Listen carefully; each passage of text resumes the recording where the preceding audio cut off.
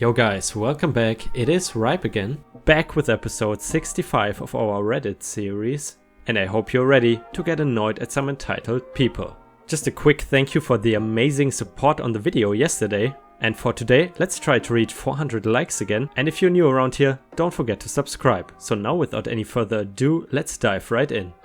I have to pay for this? You can have it back.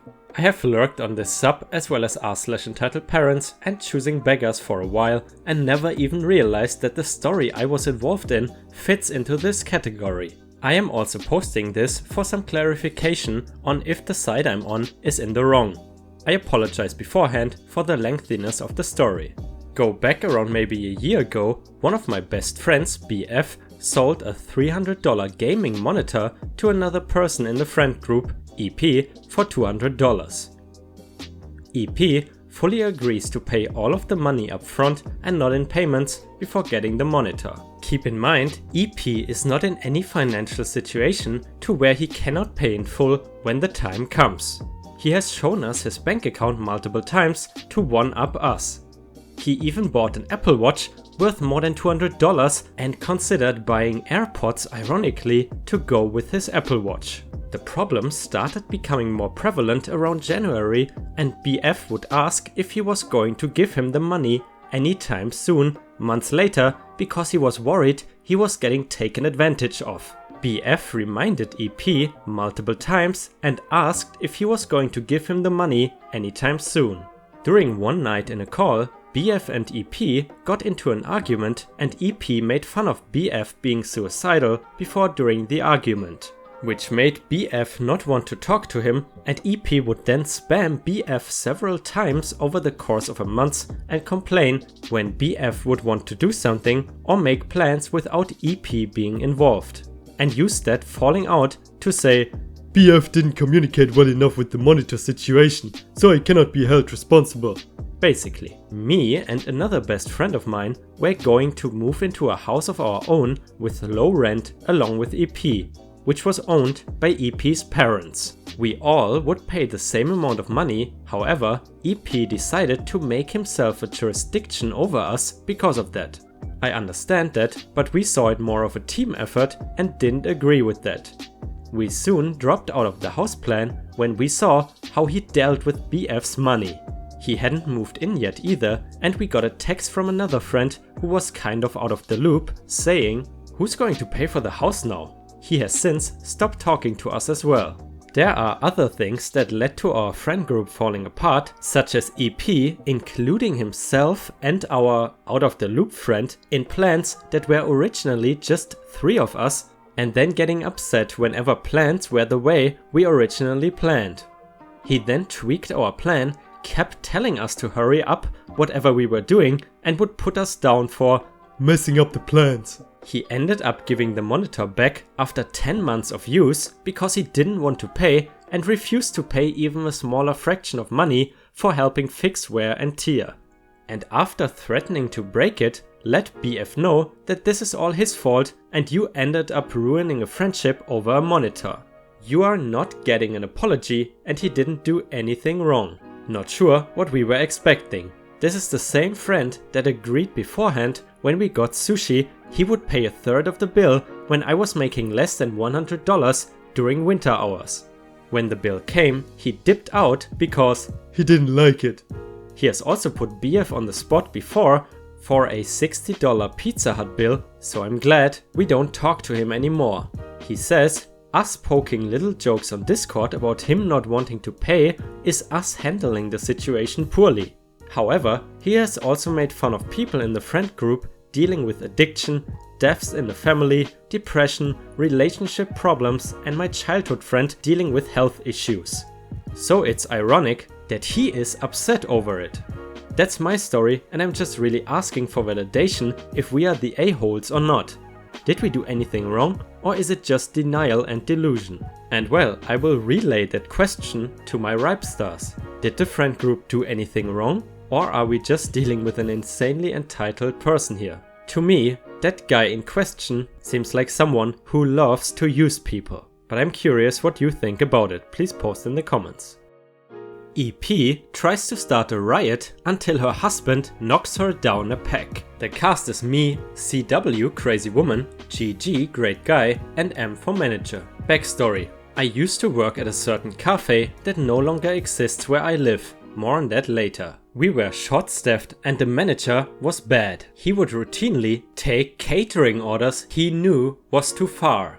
I am talking 60 miles, which is 96.6 kilometers, out of the way just for an extra buck. That day was one of those days. Now onto the story. I was working the morning shift and M had not set a limit, as per usual, on catering orders. There was only 6 of us, 2 in the back, 2 in the front where I worked, and M and his assistant. M made himself, his assistant and my help up front take catering orders. So now it is just me up front and 2 chefs. Ladies and gentlemen, those who have worked customer service, especially during lunch hour, know what's coming. I am panicking, I have to switch from breakfast to lunch alone, and wide-eyed like Simba, watching the stampede that killed his father, I watch the lunch rush herd their way in.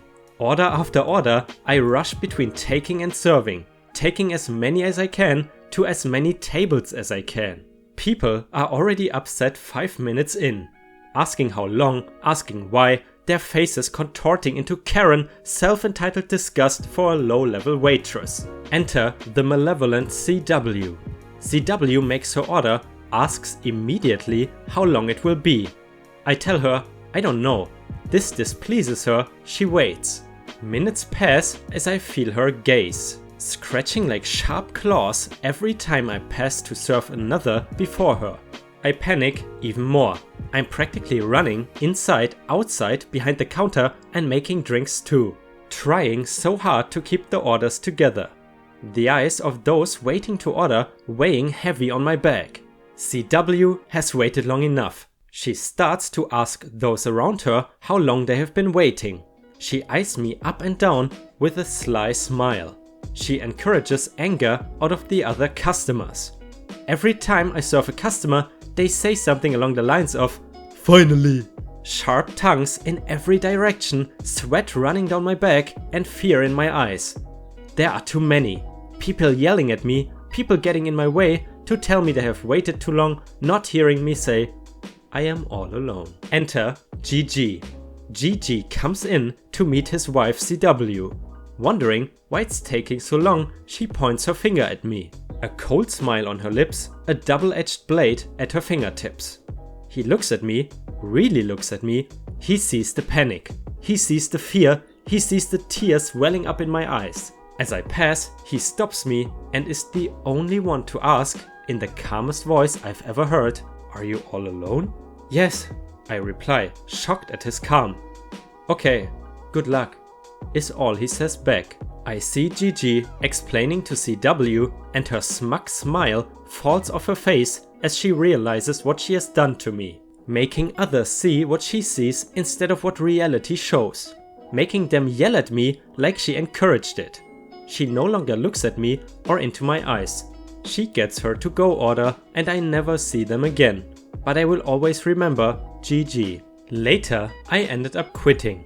M was a racist despite half of his employees being of Hispanic descent. He routinely made his assistants cry, sometimes in front of their kids.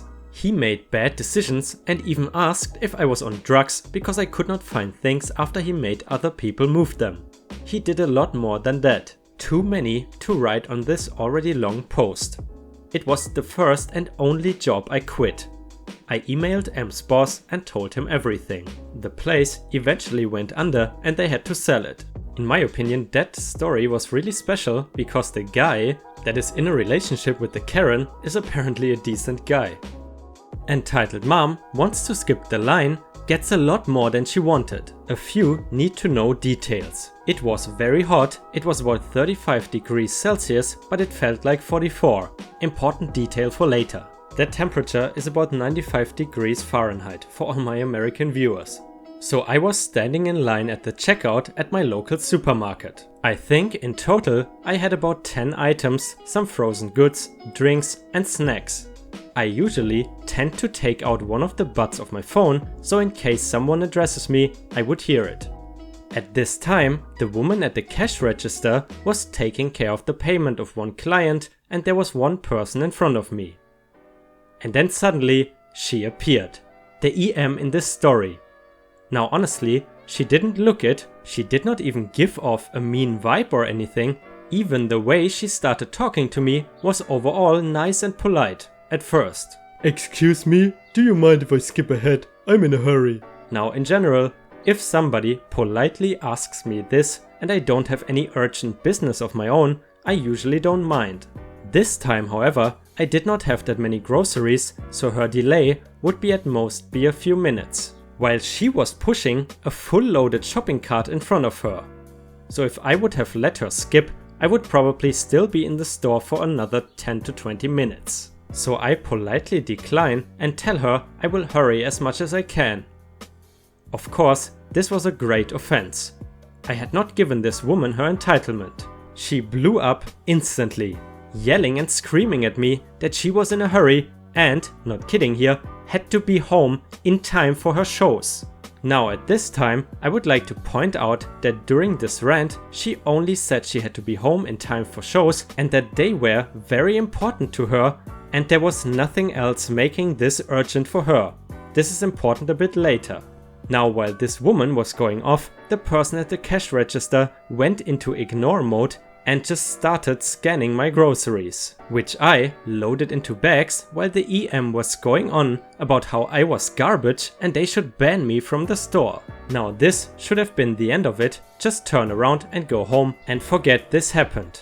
But then she said something that one, made me almost want to kill her, and second, made this a postable story. While I was walking away, just about to put the earplug back in, she yells, "If you pass by my car, tell my son he is the reason he has to wait another half an hour for me." Now I am not an extremely smart person, but in this moment my brain made some connections quickly. What I realized was this. First, again, it was very hot outside. Second, this woman had been in the store for a while, judging by the amount of groceries. And third, the entire parking lot of this store had almost no shade. 4. It was about 2 PM, so the sun was just over its peak. I rush outside and start running past cars, scanning them for kids inside. Thankfully, one of the first cars I pass has a small child laying in the backseat.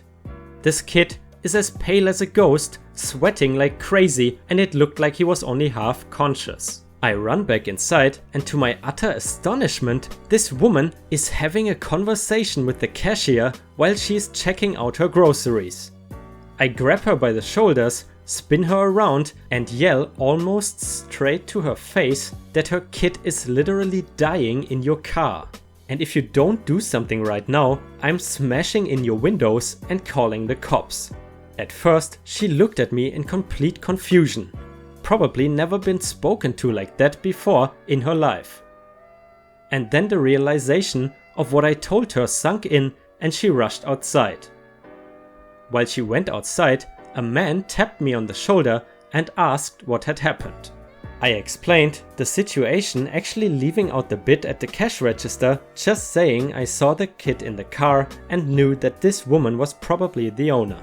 He went outside, and when I came outside, the EM suddenly rushed me and got in my face, saying I was the reason she was in the store for so long and her son's current condition was my fault. Before I can even respond, the man that approached me earlier speaks up. It turns out this man was an off-duty cop and had been in the store for a while and as such knew that the actual delay caused by me could have not caused this. He also said he had already called an ambulance for the kid and the cops for her. I don't know what happened to the EM, but she completely crashed. She just sat down on the pavement and started shaking her head, not saying much except the occasional sob or "Not my fault." As for the ending, everything turned out okay for most parties. I stayed a while to give a statement to the cops and my contact info in case it went to court. The kid was okay afterwards, and since his mom got arrested, they called his dad or another male family member, I did not ask, to accompany him to the hospital. As for the EM, I'm assuming she's going to have to stand trial for child endangerment, not sure if she will just get a fine or jail time. Entitled neighbor. I'm too lazy to walk, so give me your phone. The cast is me, S for my sister, D for my dad, N for neighbor, and EN for neighbor's daughter, 9 at the time. Backstory. So this happened when I was 12. Usually, every day after school, I would pick up S and EN from school since the schools were quite close unless EN was sick or was going to a friend's house for the day. Now for the main story. So like usual, I finished school and went to collect S and EN from school. As we were walking home, EN sprung this one on me. EN. Oh, I'm so tired today. I had to do running and a lot of work. Oh, my legs are so tired. Me. Yeah, I had a pretty boring day too. S. I just did a bunch of art. It was so fun. She's a talented artist for her age. EN. Hey OP, can I get your phone for a second? Me. No, why? I had a password on the phone, so I was not afraid. EN. Please. Me. I asked you. Why? EN. It just... Small pause. I'm pretty tired, and I was thinking that if you could call your dad to get us in the car, it wouldn't be so bad. Me. Come on EN, it's not that far. I'm sure you could manage it, and when you get home, you can rest your feet on the sofa. You would be grand then. We're from Ireland, so anything we say is good, fine, and then it's grand. EN. No, I don't want to walk. Suddenly, out of nowhere, she grabs my school bag, which has my phone in it, and started rummaging through my bag for my phone. Me. What the F, EN? Trying to pull her away from the bag. EN. I said give me your phone. Me. No, I will not call my dad. Now get off my bag. EN eventually finds the phone. EN. Why do you have a Nokia? It's a Nokia 3310, the latest one, I think, and has advanced snake and internet for Reddit. EN turns it on and sees the security code. EN. Damn. Me. Yoink. Grabs the phone back. EN screams in anger. EN. Stop taking it away. Me. Yeah. Scoffs. Good luck trying to get past the security code. Me and S run off home, leaving EN standing furious. Back home. Dad. Hey guys, did you have a good day at school? Me and S. Yeah. We both share looks of we are hiding something. Dad probably copped onto the faces since he asked, what are you hiding? S. Anne tried to steal OP's phone to call you, and she could not get past the security code, so OP snatched it back. Dad. Haha, you two are so creative. Me. No, seriously, Dad, it was real. Then we hear shouting from next door, something like, neighbor. EN, that was very rude of you. EN. But mommy, I was tired. I wanted OP to call dad, but he was being mean. N. None of that cursing from you. Either go and apologize to OP and S or go to bed early. Nokia 3310. Jesus, the last time I owned a Nokia phone, I think that must have been like 10 years ago. Rapstars, what phone are you currently rocking? Me personally, I have an iPhone 8 and I'm pretty satisfied, I would say. Alright guys, that's all the content I got for you today. I hope you enjoyed the story, and if you did, please feel free to post some stars in the comments to let me know. Also, thanks again for always liking my videos and subscribing to me and also commenting, and as you might know, I appreciate every single comment and like as I read all the comments. So I hope you have a great day and I see you tomorrow.